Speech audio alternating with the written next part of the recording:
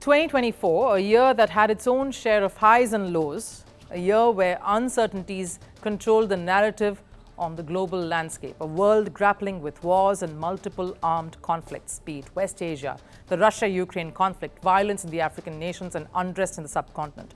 The only factor uniting people in these testing times has been sport, a discipline that gave joy in times of political turmoil and chaos. We look back at India's year in sports. 2024 was a rewarding year for a nation obsessed with cricket. The heartbreak of the 2023 ODI World Cup was erased when India emerged victorious in the T20 World Cup.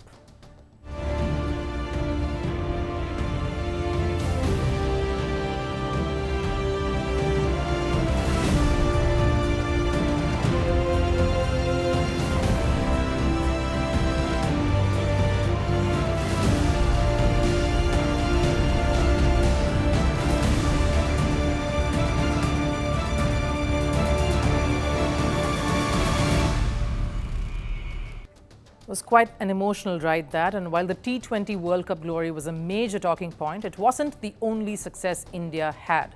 The country found its feet in other sporting disciplines as well. The Olympic year saw some heroes tasting success. India's backbone, hockey goalkeeper PR Srijesh, helped India win bronze at the Paris Olympics before calling it quits. Neeraj Chopra may have failed to defend his gold, but he stayed the course for a silver. But the real star to emerge from Paris Games was Manu Bhaker. The youngster, the shooting sensation, first won an individual bronze in the 10-meter air pistol event, then paired up with Sarabjot Singh to clinch her second bronze in the edition. Only the first Indian to win double medals at a single Games, ending her own heartbreak from Tokyo.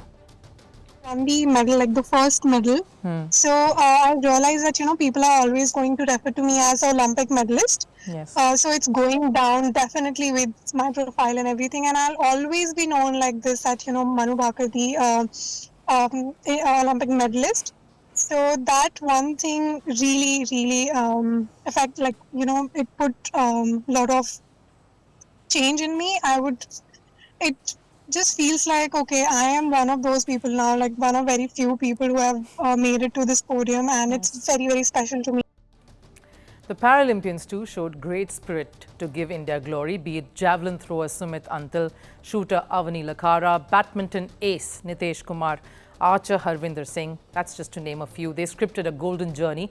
It wasn't just the gold medalists who defined India's sporting rise here. Athletes like Preeti Pal, Deepti Javanji, Pranav Surma and youngsters like Sheetal Devi proved India's surge in the sporting world.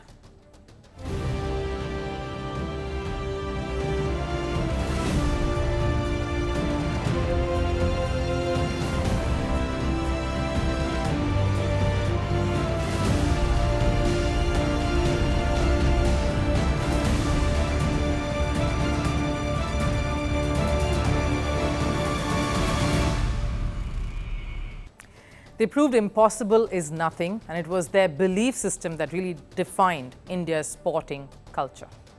मेरे को कभी ऐसा एहसास नहीं हुआ कि मेरे हाथ नहीं है तो मैं कुछ नहीं कर सकती. जो मैं काम करती थी तो मैं वो अच्छे से कर लेती थी, तो ऐसा कभी एहसास ही नहीं हुआ. Over in tennis too, India's Rohan Bopanna won the Australian Open, his first Grand Slam title in the doubles category, following which Bopanna became the oldest man to reach world #1 in tennis doubles rankings. And while these stories really added to India's glorious sporting calendar, there was one sport that really defined India this year, a sport India had invented only to lose its way in and has now reclaimed by the golden generation. The year, of course, kicked off with Vaishali Ramesh Babu clinching the Arjuna Award.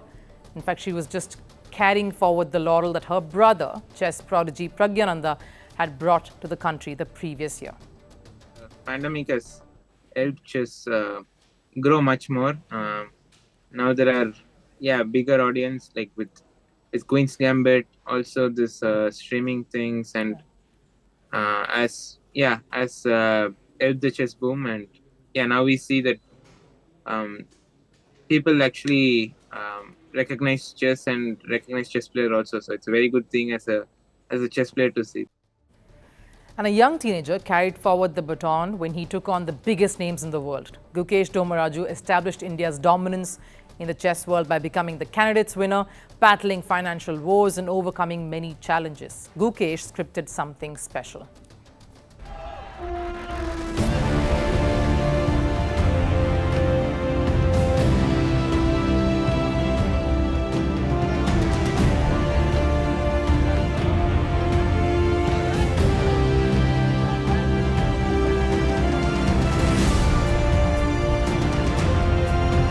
Father almost quit his practice totally. Both being doctors, that's difficult decision to make. And my mother, has to stay away from me whenever we travel. And but she always manages to provide me emotional support. And other than this, few years back, we also had a lot of financial problems, and it was even hard to travel for tournaments. But yeah, my parents made sure that it didn't affect me, and they took all the burden of it and pulled through. And it didn't stop there. Joining him were a bunch of youngsters and experienced campaigners. Arjun Erigesi reached the 2,800 rating points and became India's highest-ranked chess player. Pragyananda continued his impressive run after this World Cup finish last year. Vidit Gujarati played a pivotal role through the year, and Hari Krishna Pentala, of course, brought in his experience as India's rise in chess became a collective effort. And the performances through the year were capped off with that chess Olympiad gold. Come on!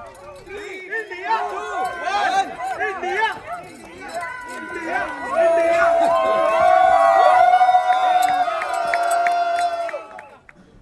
As you saw in those pictures, it wasn't just the men who dominated. The women won a historic gold to make it a brilliant double. Harika Dronavalli, Vaishali Ramesh Babu, Divya Deshmukh, Vantika Agarwal and Tanya Sachdev starred in that win. And just days before the year, of course, has come to a close, India's ace, Koneru Hampi, won her second Women's World Rapid title. A special win to cap off what's been a brilliant year for the women. It's great in the last few years what we are doing in chess, and I'm sure it just can only get better. And yeah, we are going right there. I must say, all over the world, people are very scared of us. Yeah, our Indian juniors are doing extremely well. We had Gukesh, winning the candidates, and Prag did amazingly well in Norway. He beat both world number 1 and 2 in classical games, which is too good, I would say. Yeah, no, not just these two, but also so many other youngsters are getting stronger, and in so many other tournaments around the world. And these young sensations weren't scared to take on anyone. They had the skills to show their command on a chessboard, and of course the passion and fearless attitude to shine on the biggest stage. We have a fantastic group of youngsters, but it's also great what they're doing. It's an immensely talented generation. I've often referred to them as the golden generation. And I think they've come at the right moment. The coaches were there, the academies were there, the system was there. And yeah, one of them has broken through. The Olympiad really brought the world to start looking at India as a genuine threat. The path that Vishwanathan Anand had walked on was suddenly populated by so many talented players waiting to prove a point. Fearless warriors who were determined to take up the charge. Players who had each other's backs and who realized the true potential that rested with India. Olympiad, I think for India, it did a lot of things because the people's perspective towards our nation changed because of the win. Many people in the years were speaking, oh, India is an emerging superpower, in chess, like they are the next big things. And that question was answered that no, they are not the next big thing. They are the thing now. They are the dominant players in this sport.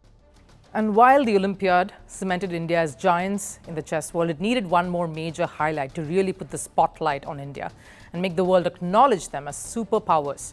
And that happened when Gukesh humbled China's Ding Lijian to clinch the World Championship, being the youngest to do so and getting the title back home to India.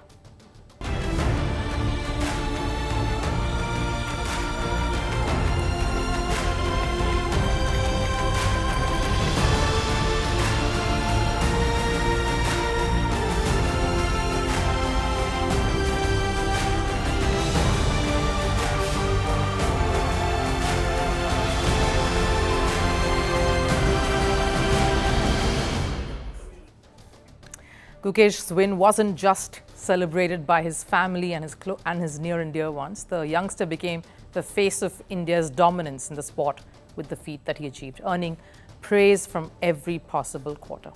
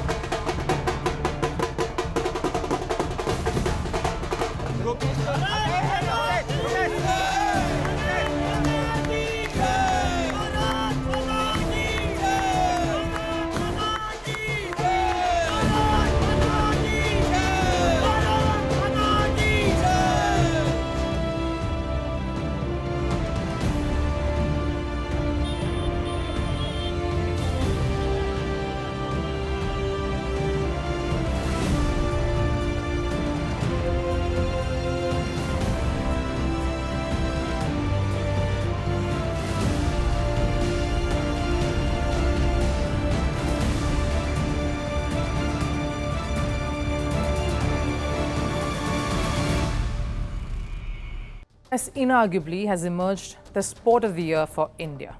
But the best part, this is just the beginning of what is to follow. There was this video that we all have seen, of course, you're aware of it, of a very young Gukesh answering a question saying your biggest dream is to become the youngest world chess champion. Was this something that you manifested, or is it something that you thought of at that point and didn't really think it would happen?